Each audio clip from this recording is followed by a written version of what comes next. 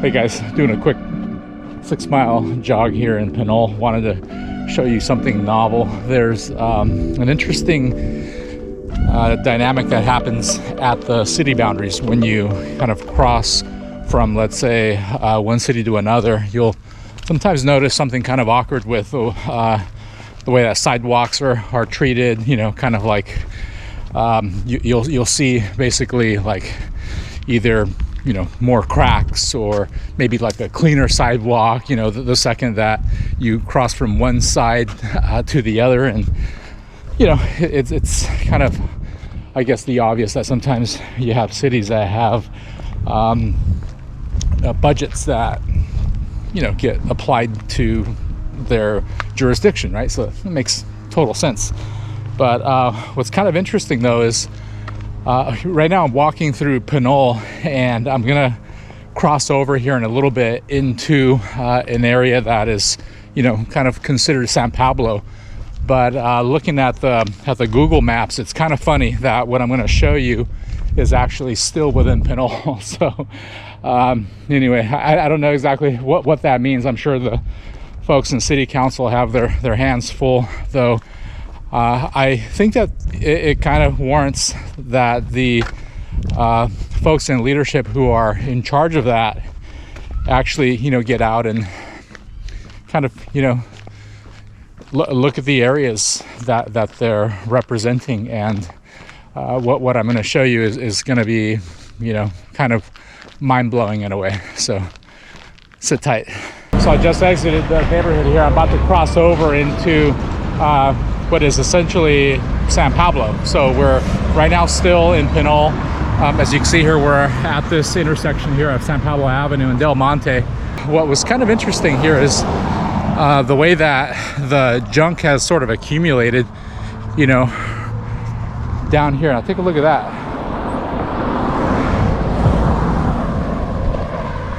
I mean, when you look at things like graffiti and all that, that's technically all Pinole right here. Yeah, some kind of strange graffiti here. The train tracks. Probably a mess. I'm not sure if anybody's living under the overpass here, but I've mused over time at how certain areas seem to get a disproportionate amount of attention, and then others just kind of fall by the wayside. I just kind of taken a look at how everything's maintained around here. I mean, you would think that you entered an entirely new city. This is all Pinole. This overgrown growth, kind of dangerous here actually. This is one of the places that I'm always kind of a little careful with, especially at nighttime, because if you're walking home or whatever here, if you live here, you just never know what might be jumping out from one of these bushes here. Here someone's been a little diligent here and taking care of their fence. I mean, the fences are not bad, but you take a look at this whole stretch and it's kind of weird the way it's being handled. I mean, considering that this is kind of like the doorway to a particular community. One of the things that I discovered months ago when I came out here was something that hadn't really ever experienced in my life. Okay, and that was a cracked safe just kind of like dumped out here, and there it is still months later. I can't imagine what on earth a cracked safe would be doing out here, but this thing clearly has been gone through, and that sucker is heavy. It's full of water. Wow. It's kind of surreal. I just don't know what to make of all this. I know that the buck does stop with both the community and the civic leadership, and not sure what businesses have to say about all this, but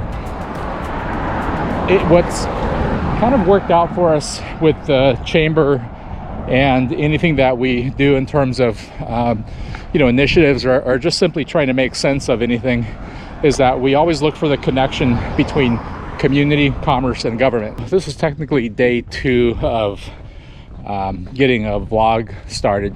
It's been, for the most part, I think, a challenge, just integrating the activity into my regular schedule. It's really nothing more than like a discipline thing. I think it's a matter of turning it into a habit, and I believe that there's quite a few more hours that I still need to put into this before it becomes ingrained. But one of the things that I realized that I thought needed to be adjusted about the way that I do this is that I needed to make it as comfortable as possible. So I went and ordered a whole bunch of accessories and things like that for every possible scenario that might apply to, let's say, holding the camera, placing the camera, manipulating the camera, whatever.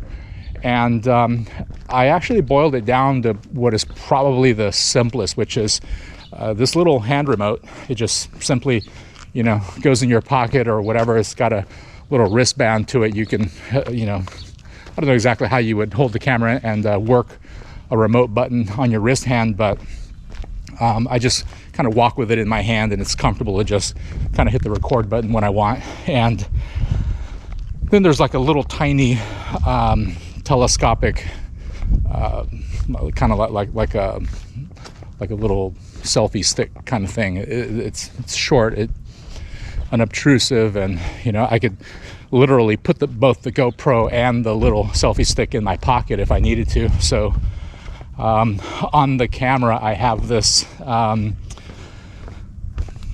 this lens. They call it the max lens, and it just simply helps me keep the camera on center, even though I might shift the angle of the stick. It kind of keeps the video level without kind of like flipping it on the screen. So that's pretty neat. And aside from that, it's just really been kind of having my headspace in that sharing mode. Sometimes you can sort of disappear into your projects and get super focused and forget that, hey, maybe other folks want to kind of shadow you and understand what's going on. And this walk that I'm on here is a 6-mile walk. I usually knock this out in a little bit over an hour, and I can kind of clear a good part of what is San Pablo and Pinole, and the last part of it is kind of like the intense stretch of the route. And so you'll kind of see what I'm talking about here in a minute. But it can be pretty cool. So why am I not wearing a face covering? Well, because I'm really the only one on the planet right now. So it kind of seems here in the middle of the day. It's actually not so much the middle of the day, it's kind of in the late afternoon. Kind of see the position of the sun back there. This is for me kind of the treat, I would say, of my day, to be able to get away from the desk and to kind of get out, clear the thoughts, get some fresh air. On occasion I do run into people that are walking along the same side of the sidewalk, and so I'll usually just cross the street and respect the distancing. And what I've seen is, for the most part, people are kind of adjusting things to kind of work for them, and I've yet to see anybody with a face covering today. I think the general level of comfort that people have right now with the medical situation is that there's a bit of discretion that they can use to keep themselves safe. And I don't know, I always joke around with my mom and tell her that way before any medical emergency, I was washing my hands and, you know, protecting my cough and so on, and, you know, was always cognizant of others around me not doing it. One of the most awkward things is entering a men's restroom and then watching, you know, someone walk from the urinal out the door. And you're like, hey buddy, you're like over here washing your hands, and you're thinking to yourself, you're the reason I wash my hands. So I think everyone needs to really just kind of apply some common sense, and, you know, that'll go a long way. And here comes an entire family. So it's time for me to cross the road.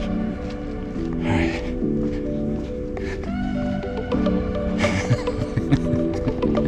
There they go over there. No face coverings. So now we're in a really interesting part of Pinole Shores, which is the Sugar City plant. You can kind of see what's going on over there. It's actually a quite phenomenal operation they've got going on. It's been there since I was since I can remember. I mean, I was a kid. Living in San Pablo. I grew up in Richmond. I was born and raised in Richmond, and moved to San Pablo, then moved to Pinole, Concord. I lived in Russia for a couple of years, then you know, came back to Pinole.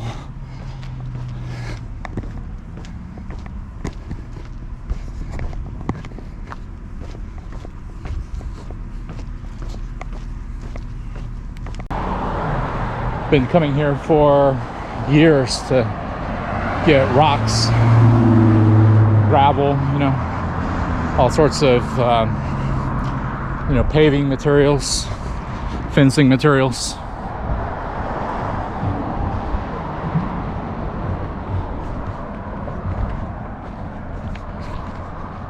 I think Pinole is going to be one of the interesting real estate opportunities as soon as we get a little bit further into this economic bust. You know, you just take a look around at all these vacant buildings for one.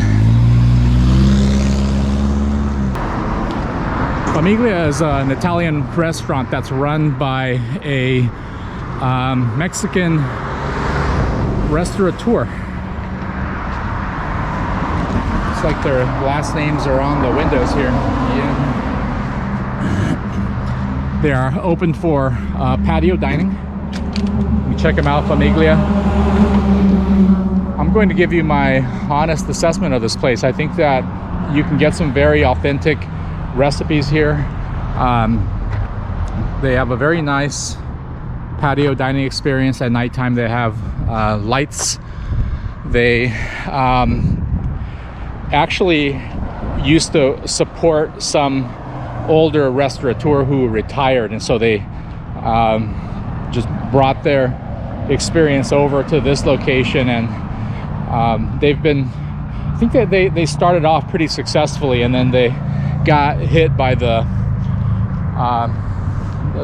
restrictions and everything. So that's been, I think, a really big challenge for him. The guy has a very impressive story. He is from Michoacan, Mexico. He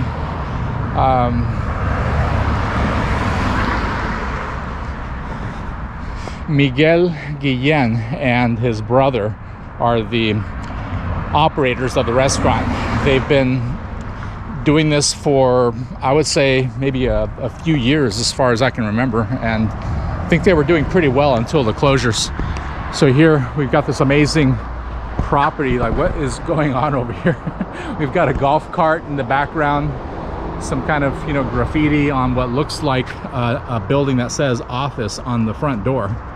So looks like some type of commercial property with a fireplace. So go figure, if anybody's interested in leasing this. I don't know why the person here doesn't want to just divest right now at the top of the market, or are they kind of looking for a little bit more inflation. I mean, this must be really, really old money. I mean, I just don't know of anyone that can sit on this property like this for so long. We're gonna go over here and take a look over the fence.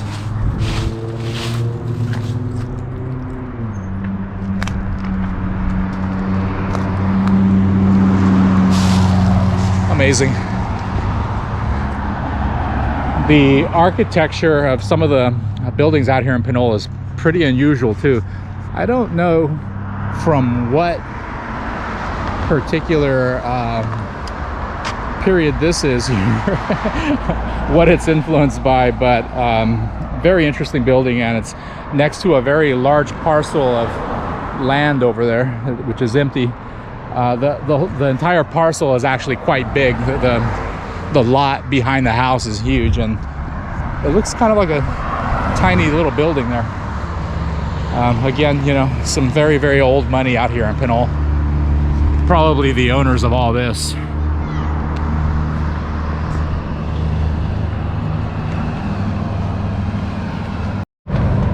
We're gonna walk up on a little karate school.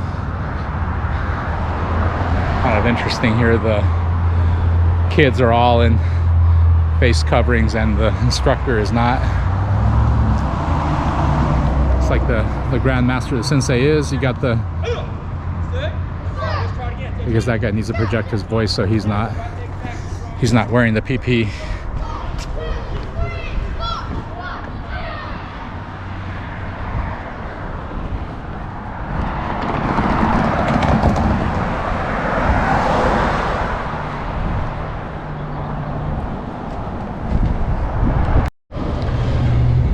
So what I'm going to show you guys up next is something you should not try at home, folks. But first, before we do that, a tribute to the old Foster Freeze. This place has been here forever, and I've personally seen their quality kind of downgrade or my expectations upgraded. I have no idea. This place has been here forever. Interesting little gas station, kind of old school style. Still has not sold out to the big chain oil distributors. Dolan Lumber, they've been around forever as well. Coming up here, we have quite a spectacle. It is a macro antenna mounted basically at the height of some dwellings, which is, I think, quite unusual. So if you look at that thing straight over there, okay, I'm gonna stop here for a second. If you look kind of straight ahead, that big ugly tower dressed like a tree, it's actually it's a cell phone macro antenna. You can, if you focus on it, you can see all the gear. You see the microwave antennas just all mounted there. That tree is basically a metal post with like fake branches, and it's in essence meant to broadcast microwave cell phone antennas, and it's doing it right into these buildings here. So everyone here at Adams Court on San Pablo Avenue is getting baked by that thing all day and night long. How that thing got there, no idea. We've got more dwelling units. I mean, I would not be the little kid. I would not want to be the little kid that basically lives in that room and sleeps with that thing at its head. I don't know if it's psychosomatic, but I kind of feel like my own head hurts right now just kind of walking past here. Again, folks in City Council, what's going on? This is a neat little thrift store here that it's called the Treasure Hunt. They have probably one of the most unique collections of just tchotchkes, antiques. Nothing really high end, but find some peculiar things in there if you like that kind of thing. I've been in there, you know, once in my life, and it was I kind of struggled to find something to buy. I ended up walking out with some cookbooks. Here we've got an interesting little shopping center that's kind of on its way down. This is all Pinole, by the way, here. The San Pablo Avenue, Pinole. Now, this right here is one of the coolest things I've ever seen. Now, would this be a good idea for a Hispanic chamber event? Now, what would be the theme of this here? The barbecue train. Very, very cool. I've never seen this in operation. I think it's a great business concept. Somebody get that thing in operation. These guys are closed. Little Mermaid hair and makeup salon. I don't know, but if they're open, they look kind of done.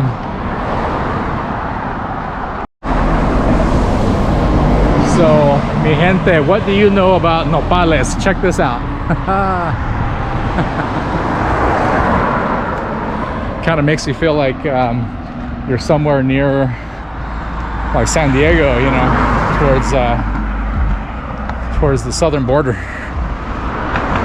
Now, here's an interesting relic here from the election. I don't know exactly what happened with that campaign. I think at some point I had seen Fatima kind of bubble up to the top as the winner, and then Consuelo Lara kind of swooped in.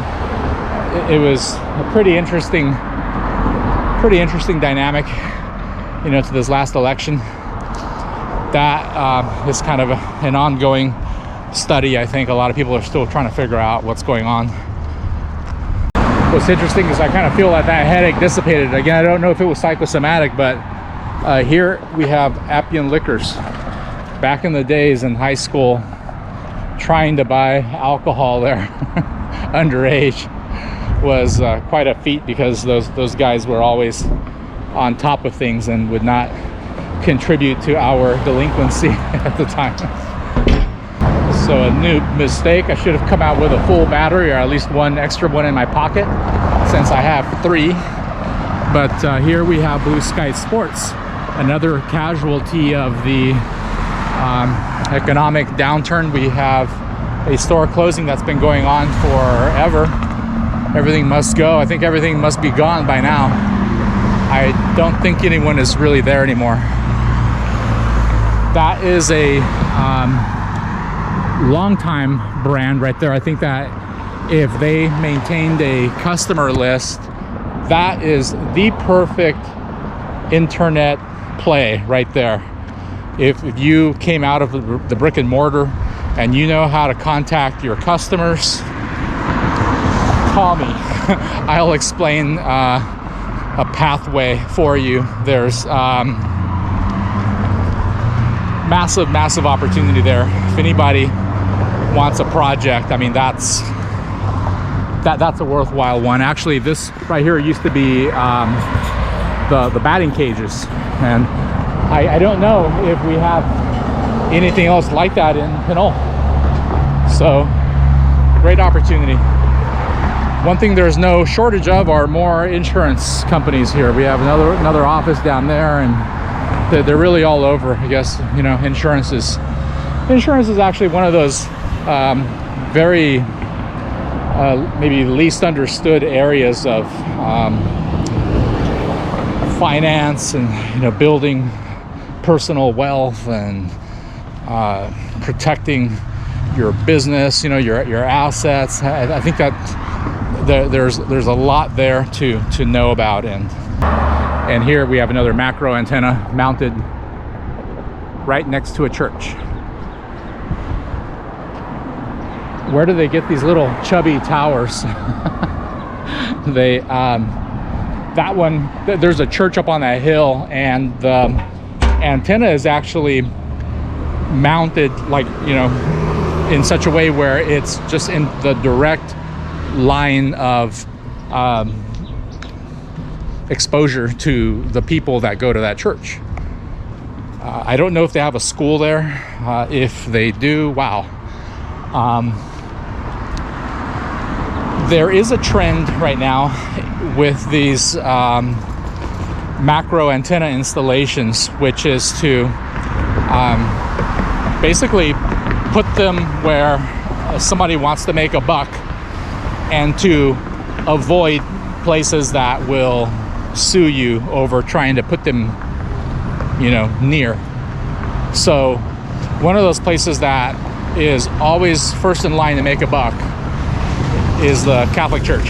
So you essentially have churches that are putting macro antennas in the bell towers. So if you go to St. Paul's Church in San Pablo on Church Lane, that is a perfect example of what I'm talking about, where you look at the bell tower, and instead of seeing some very, nice bells up there with, the usual iconic, kind of symbol that a church represents, the bell calling the people or whatever, you have the macro antennas beaming in all four directions, because the bell tower is square, and they've mounted a microwave antenna in each of the openings, where normally you would see the bell. So unfortunately, it's right in the middle of a neighborhood, and on one side there's a school. There's an elementary school. So St. Paul's Elementary School is right beneath a microwave cell phone tower.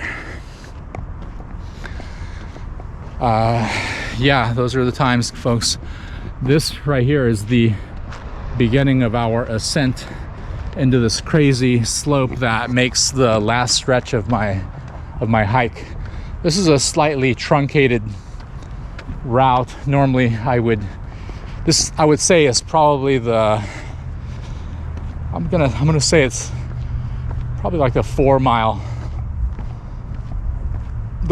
stretch, because I'm lopping off the Pinole shores. The Pinole Shores has signs posted. There's a Pinole Shores trail that has signs posted about the protective gear, and here you can see again that I'm like the only one out here. So whenever I run into anyone that's walking on the same side of the street, I just cross, or I walk in the road. It's going to get a little bit harder to talk with the camera, but this is an experience. Learning how to vlog here. It's about getting the rhythm. So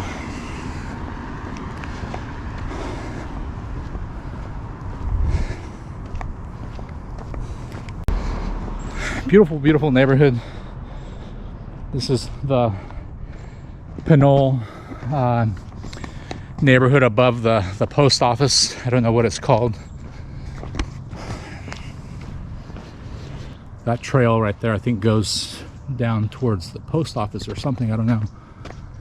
And then this right here is a fire trail, but I think that would be a fantastic place to go and explore. I know that when I was a little kid, I would be all up in there. I think that, if I lived in one of these houses, they'd be calling me for dinner from in there. I'd come out of there with thistles all over my clothes, and so you can kind of get a sense of the slope here that we're working with.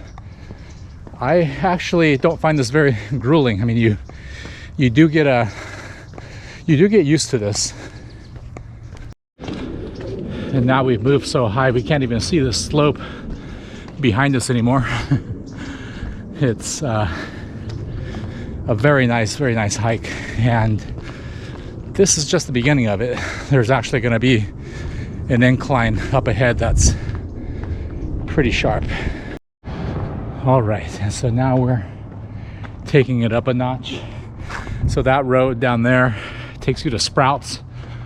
We're on Henry Drive in Pinole, and then this area up here is gonna get us to Terra Hills eventually.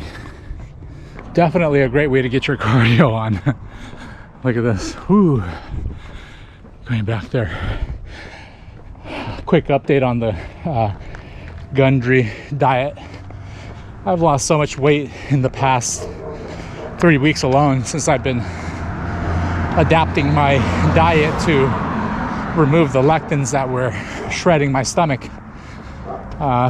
In summary, check out my previous video, but the lectins are these proteins that can be found in some foods like potatoes, grain, a lot of vegetables, tomatoes, the tomato skin, tomato seeds, loaded with them, apple skin, the cucumber skin, the whole category of like squash and nightshades, all rich with lectins and will destroy your stomach lining, causing leaky gut.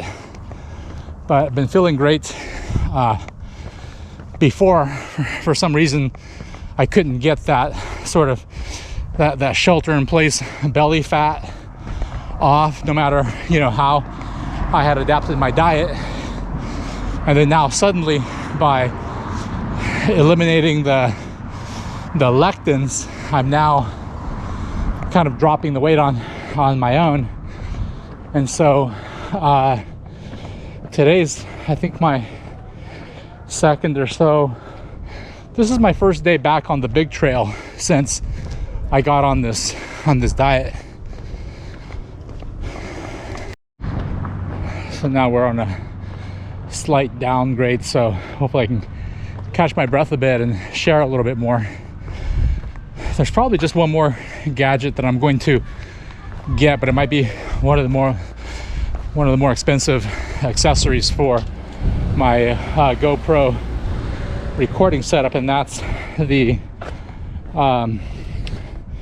basically an adapter for a wireless receiver. The irony, right? The wireless, after speaking about all the issues with the cell towers. One of the reasons in my experience that this cell phone stuff has gotten so ubiquitous in our lives, and now kind of embedded in the places where we live and work, are the benefits. The benefits is basically what the special interests lead with, and so it's easy to attract people to benefits. Like, who doesn't want benefits, right? And unfortunately, it's because of this lack of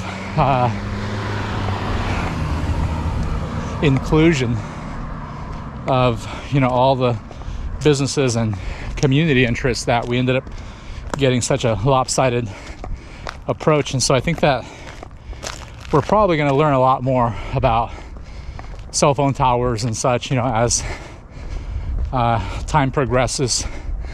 Unfortunately, these cycles take 50 years, so we're somewhere midway, and it is what it is, until the proof is overwhelming that this is maybe not such a good thing for us, then it might have that kind of broader interest in resolving the issues. Now here we're at the apex of another hill here. It's a beautiful walk.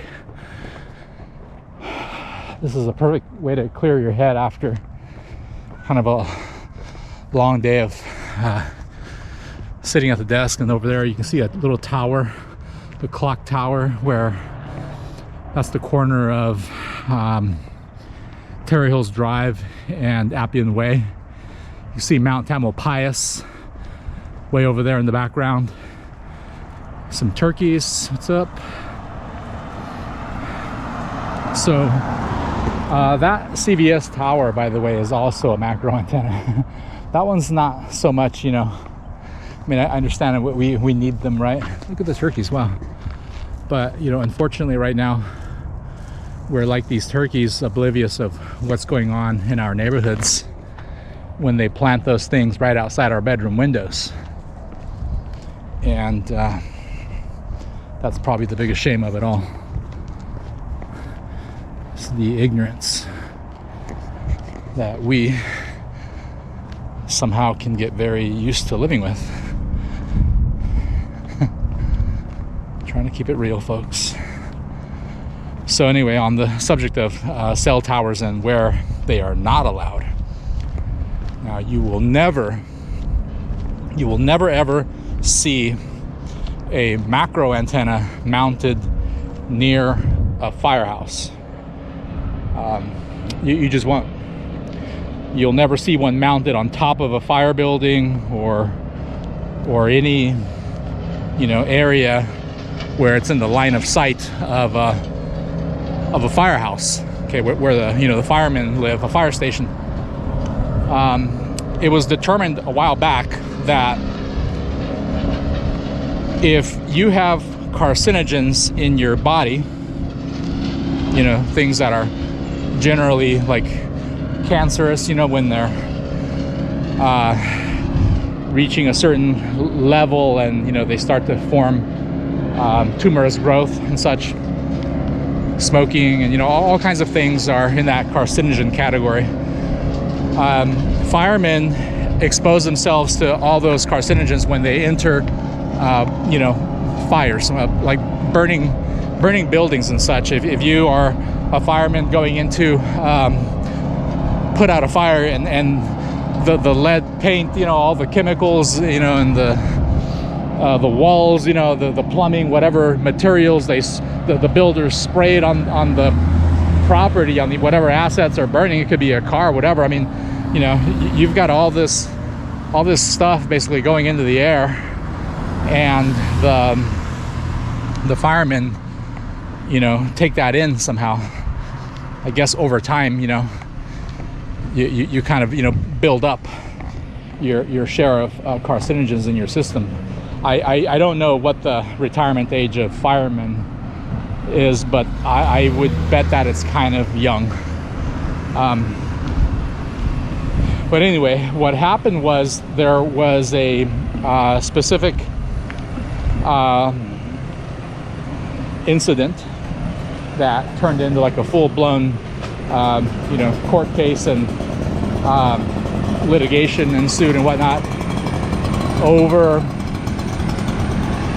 the firemen all getting cancer within one particular firehouse. So what happened was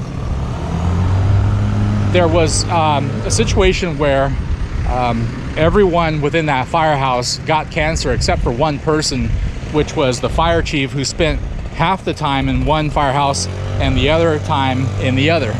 And so what they eventually determined was that because the firemen had been exposed to the continuous electromagnetic frequencies from the cell phone tower, that they had gotten sick. So eventually they concluded that it was because the firemen had carcinogens, right? So I guess firemen are the only ones that are considered in this special group that only they have carcinogens, right? It's not anyone else who maybe smokes or anyone else that works in a toxic environment. It's just firemen, right? So as a result, now they kind of were able to squash that issue and kind of make it go away. And so now just anywhere but firehouses, right? So if down the road they determined that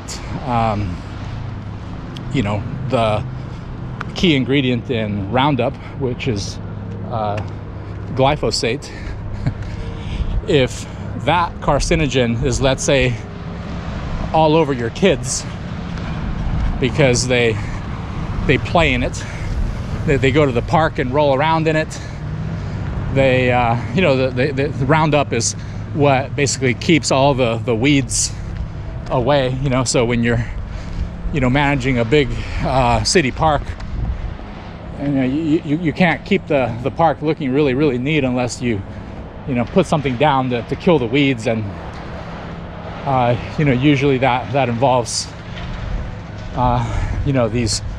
these chemicals. I'm not gonna say that that's the case everywhere. I just don't know. In fact, a lot of the this is a big topic, but anyone who's ever had a lawn has contended with the issue of weeds. You know, you blow on a dandelion and it's going to plant, you know, new weeds everywhere. But the only way you can avoid that is if you have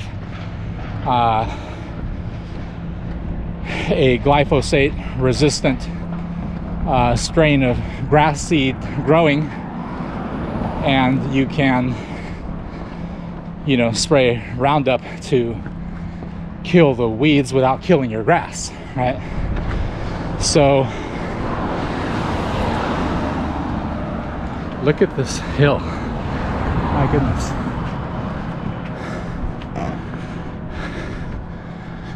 Yeah, I've actually gotten used to this, and I'm surprised that I can speak and, you know, still get my breath. So now let's say your kid is rolling around in this grass. I mean, what are the chances that maybe they have a little bit of exposure to that? What if your kids eat oatmeal? Now there's a study, and do your own research. There's a study out there that glyphosate was found in, you know, all oatmeal. I mean, it's just really insane. You know, I'm just talking oatmeal here, not the entire you know, supply chain. But maybe what I would recommend to you when you do your own research is Google foods that contain glyphosate. Glyphosate,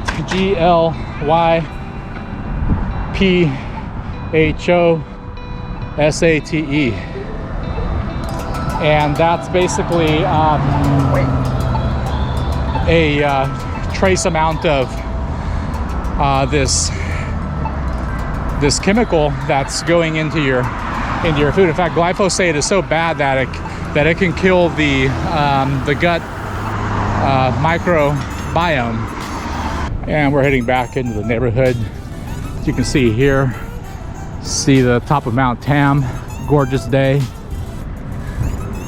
We are going to jump back into the next half of the day, the next half of the workday. Get something cool to drink, answer some email correspondence. There's a new expo that the Hispanic Chamber is sponsoring, so we're going to be pushing out a campaign probably about the same time that this video goes out. We'll have that out the door, which is on a pretty short notice. It's going to be a very interesting event for people that are looking to connect with venture capital groups, so look out for that. You can get a 20% discount if you sign up with the Hispanic Chamber code. So in summary, day 2 of out and about vlogging with the camera. I can tell you that it gets more comfortable. This right here was probably my genius move here of the week, the month. It's made it more comfortable. It's certainly, I think, made it more natural. You sort of want the camera to sort of disappear in your hands. You want to kind of even forget that it's there. Now there's this cat here across the way here we're gonna go talk to right now.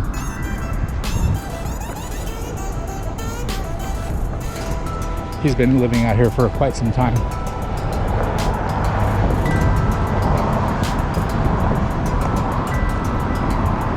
What's up, my brother? I've been noticing that you've been out here for quite some time. What's that? I've been noticing that you've been out here for quite some time. Is there anything that I can get for you? Do you need anything? I can't think of anything in particular. I need to do laundry. You need to do laundry? But yeah. I got that covered probably today. You got that covered?